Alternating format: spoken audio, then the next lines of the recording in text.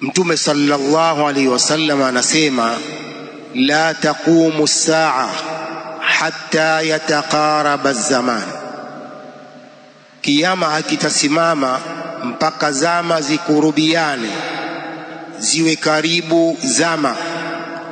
Qala fatakunu as-sanatu kash-shahr, mwaka utakuwa kama mwezi. Wa yakunu ash-shahru kal-jum'a, mwezi utakuwa kama wiki. Watakunu al-jum'atu kal-yawm, wiki itakuwa ni kama siku moja. Wa yakunu al-yawmu kas-sa'a, siku itakuwa kama saa moja. Was-sa'atu, watakunu as-sa'atu kahtiraqi as-sa'afa, saa moja itakuwa ni kama kuteketea kwa makuti ya mtende. Wanasema maulama, wa minhum al-Hafidh Ibn Hajar rahimahullah, Abu al-Fadl amirul mu'minin fi al-hadith, anasema maana taqarubi zaman, maana ya zama kuwa karibu kuna maana mbili. Kuna zama kuwa karibu kwa kidhahir na kuna zama kuwa karibu kwa kimaana. Qala wal haqq, kauli ya haki katika hadithi hii ni kwamba ni kukurubiana zama kwa kimaana. Wa maana dhalik naz'u albarakati fi kulli shay, ni kuondoshwa baraka katika kila kitu.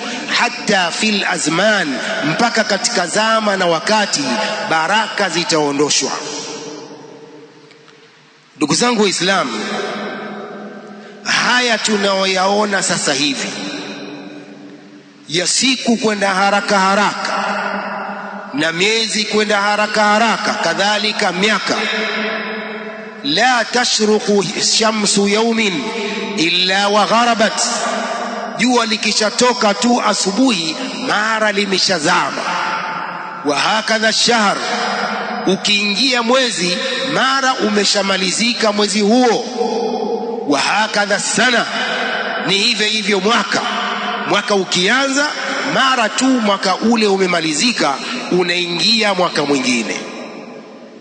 Ndugu zangu Waislamu, hii ni dalili kwamba kiyama kiko karibu, bali hii ni dalili ya alama ndogo za kiyama kwamba tayari zipo. Kiyama kina alama kubwa na kina alama ndogo. Hii ni moja katika alama ndogo za kiyama, siku kwenda haraka haraka na miezi na mwaka. Ndugu zangu Waislamu, jambo hili la haraka haraka ya siku na miezi na mwaka tunatakiwa tuzingatie. Hii ni ibra kwetu, tupate mazingatio kwamba mwanadamu kila anavyoishi duniani lazima kuna siku yake naye atakufa. Mwendo huu wa haraka haraka wa mwezi na siku na miaka, tuone kwamba umri wetu pia unakwenda hivyo hivyo, unakwenda haraka kama siku zinavyokwenda haraka.